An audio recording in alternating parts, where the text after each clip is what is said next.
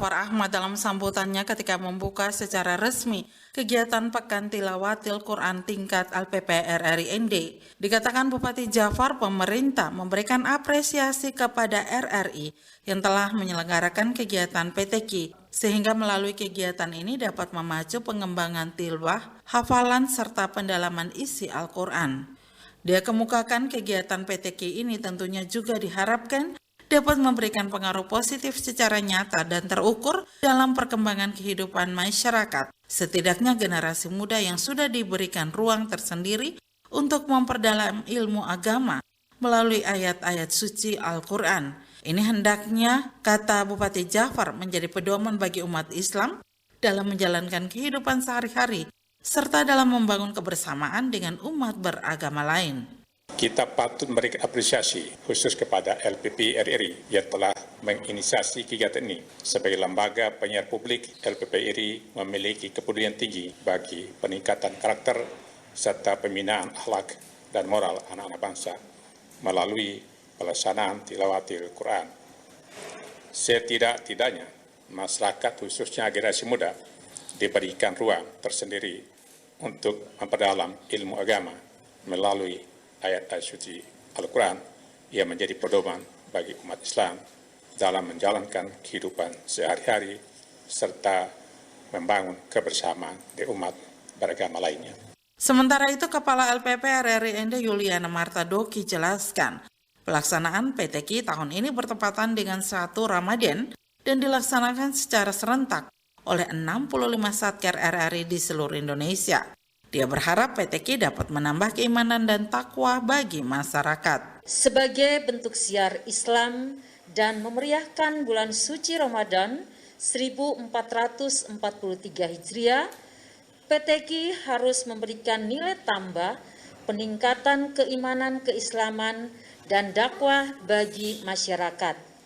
Pada kesempatan ini, kami berharap kepada semua peserta agar berupaya semaksimal mungkin dengan segala daya dan kemampuan untuk dapat meningkatkan prestasi peserta. Kepstameti juga di kesempatan itu menyampaikan apresiasi dan dukungan dari Pemkab ND melalui Bupati ND, juga para mitra RRI, sponsor yang turut serta menyukseskan kegiatan PTQ. RRI ND, Rosada 5 melaporkan. Sementara itu, Saudara, Lembaga Penyiaran Publik LPP RRI ND juga sukses menggelar kegiatan Pekan Tilawatil Quran PTQ ke-52 selama 1 hari pada hari Minggu 3 April 2022. Kegiatan yang berlangsung hingga sore hari itu menghasilkan pemenang, yaitu Qori Abdul Halim Yasin dengan perolehan total nilai 93 dan Qoriah atas nama Eva MC Dagadi dengan perolehan total nilai 93. Pemenang 1 putra dan putri akan menjadi perwakilan tuan rumah RRI ND pada PTQ tingkat nasional di tanggal 13 sampai 17 April 2022 di Takengon, Aceh, dan para pemenang berhasil mengalahkan 10 peserta lainnya. Kepada RRI, Abdul Halim Yasin mengatakan PTQ menjadi salah satu cara untuk menyebarkan dan membumikan nilai-nilai serta ajaran Islam. Selain itu, kegiatan PTQ untuk memberikan semangat keagamaan bagi masyarakat dataran di Kabupaten ND terlebih dilaksanakan pada bulan suci Ramadan. Dirinya juga berkomitmen akan terus berlatih serta mengembangkan diri menuju Pekan Tilawatil Quran Nasional nanti. Hal serupa juga disampaikan oleh Qoriah Eva MC Dagadi, di mana dirinya berharap agar nanti baik dirinya maupun rekannya Abdul Halim dapat memberikan penampilan yang terbaik sehingga bisa mengharumkan nama Kabupaten ND di tingkat nasional. Lomba PTQ RRI ND diselenggarakan setiap tahun, di mana hal itu bertujuan untuk melakukan pembinaan dan memahami kitab suci Al-Quran yang diimplementasikan dalam kehidupan sehari-hari. Untuk diketahui, selain juara 1 Qori dan Qoriah, ada pun juara 2 yaitu Qori Makbul Arifin Abdurrahman dengan perolehan nilai 89, lalu Qoriah Tengku Emerlinda Ibrahim dengan perolehan nilai 92. Kemudian untuk juara 3 Qori Muhammad Rizaldi dengan perolehan nilai 89 dan Qoriah Fitriyanti dengan perolehan nilai 88. Anda sedang mendengarkan Warta Berita Produksi RRI ND. Kita beralih ke informasi lainnya, Saudara. Hingga kini, hampir sebagian nelayan di pesisir pantai Ende Selatan, Kabupaten Ende belum memiliki kartu pelaku usaha kelautan dan perikanan atau KUSUKA. Reporter Suimam selengkapnya melaporkan.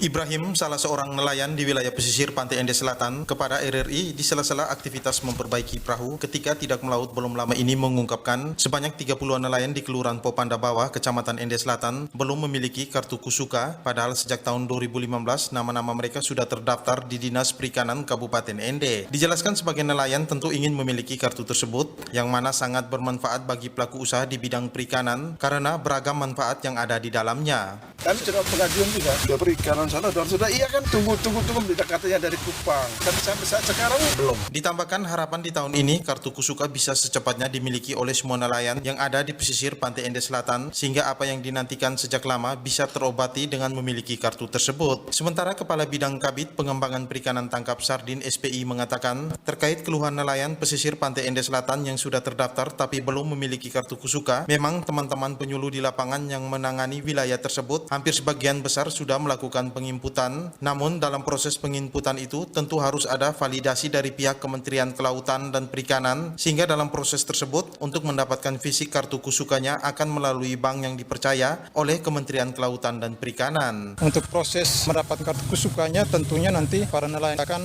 mendatangi kantor BRI yang dipercayakan oleh Kementerian Kelautan untuk mendapatkan fisik kartunya. Memang proses butuh waktu karena memang satu kabupaten ini semuanya harus dilayani oleh pihak BRI, sehingga mungkin kita masih menunggu proses sampai nanti kartu KUSUKA-nya ini betul-betul bisa di print out oleh pihak BRI sehingga nanti bisa disalurkan ke kelompok-kelompok kemarin yang sudah terdaftar melalui teman-teman penyuluh bantu pusat ini. Ia melanjutkan kepada kelompok-kelompok nelayan untuk tetap menjalin komunikasi dengan dinas agar tidak terputus informasinya nanti, sehingga pihaknya akan berkoordinasi kembali berkaitan dengan penyaluran kartu KUSUKA-nya kepada kelompok-kelompok yang akan menerimanya.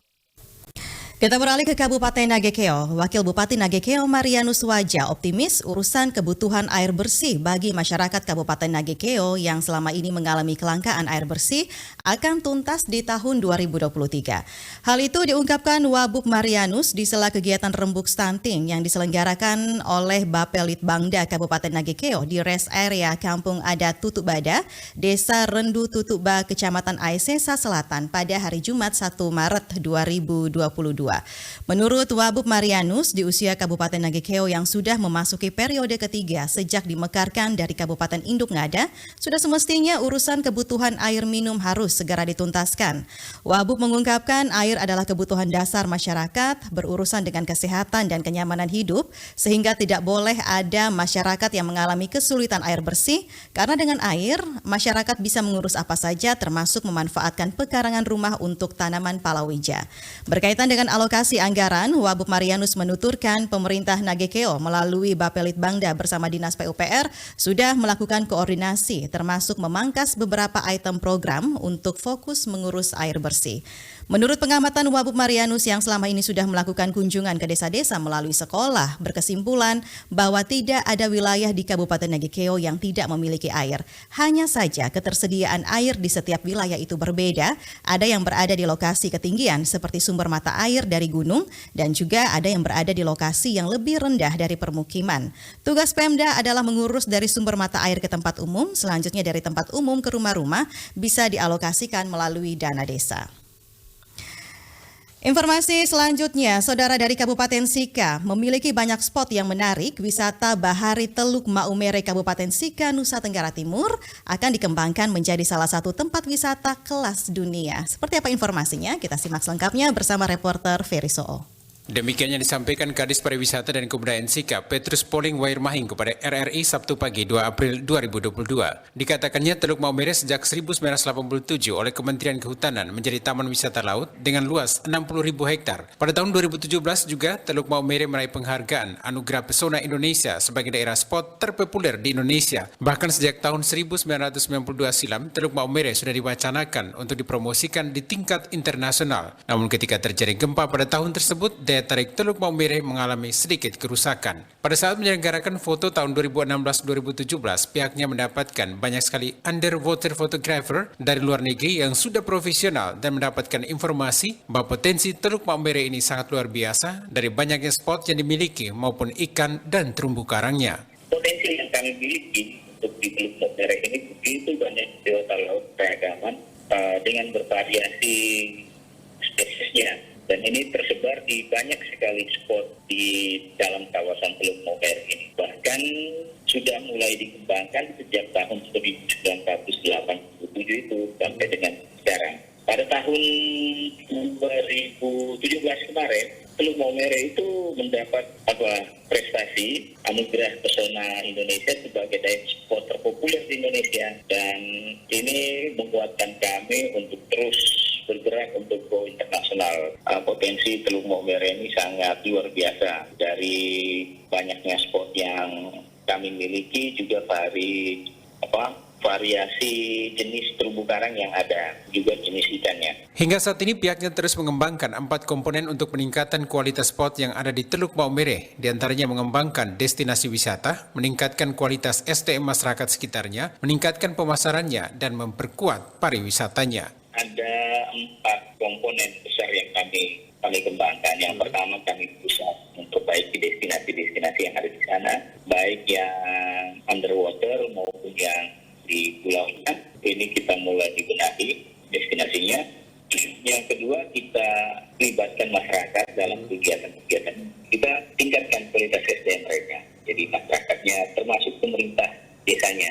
Yang ketiga, kita tingkatkan pemasarannya. Dan yang terakhir, kita perkuat di pemasarannya. Dalam arti bahwa metode yang kita kembangkan, lalu luas cakupan pemasarannya itu kita naikkan. Jadi sekarang ini sudah berbentuk internasional. Untuk diketahui, tingkat kunjungan wisatawan ke Maumere baik dalam negeri maupun wisatawan mancanegara saat ini terus mengalami kenaikan sejak tahun 2021.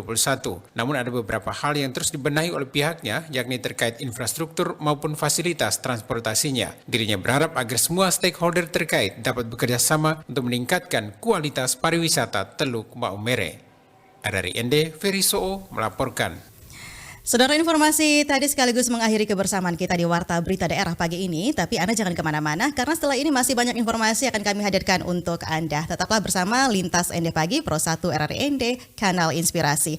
Mewakili kerabat kerja yang bertugas, saya Karolin Mudamosa, selamat pagi.